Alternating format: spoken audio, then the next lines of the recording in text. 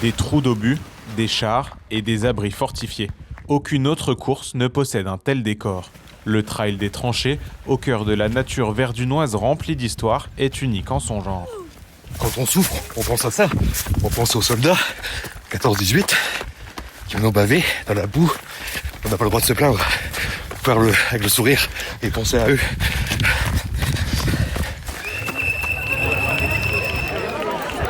Quelques minutes plus tôt, c'est depuis l'impressionnant ossuaire de Douaumont que nous prenons le départ d'une course pas comme les autres. Dès les premiers mètres, l'histoire d'un lieu et de milliers d'hommes est là, à côté de nous. Ça donne un symbole particulier à l'événement, ça fait quelque chose d'être ici. Il faut essayer de se dépasser un peu, bien sûr, ouais. Par symbole pour tous ceux qui sont restés sur le champ de bataille et pour tous ceux qui leur rendent hommage. Ah forcément, c'est symbolique pour nos aînés, pour un combattu ici, du coup, donc c'est plus sentimental quand on fait la course là. Mais un siècle après les combats, les hauteurs de Verdun se sont rhabillées d'une nature verdoyante. La forêt a beau être déformée à tout jamais, elle offre un terrain de jeu idéal pour les trailers et le sport en extérieur. C'est très reposant, c'est sympa comme tout, un beau paysage, et un terrain, en plus la météo y est cette année. Le trail des tranchées est d'ailleurs labellisé Meuse, terre d'échappée par nature.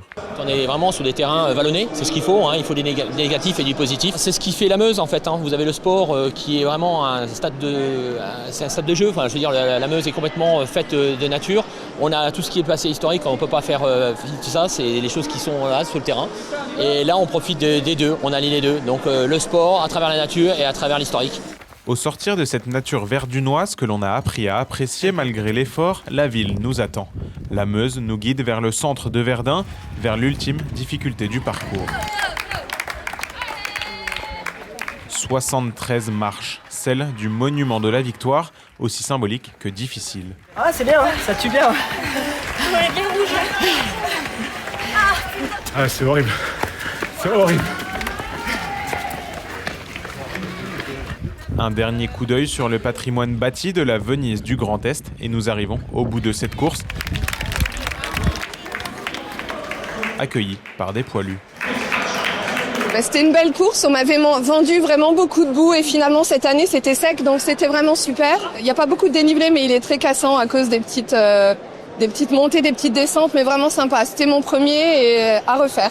Comme moi, plus de 3000 coureurs ont terminé le Trail des Tranchées 2025, un voyage profond entre nature et histoire.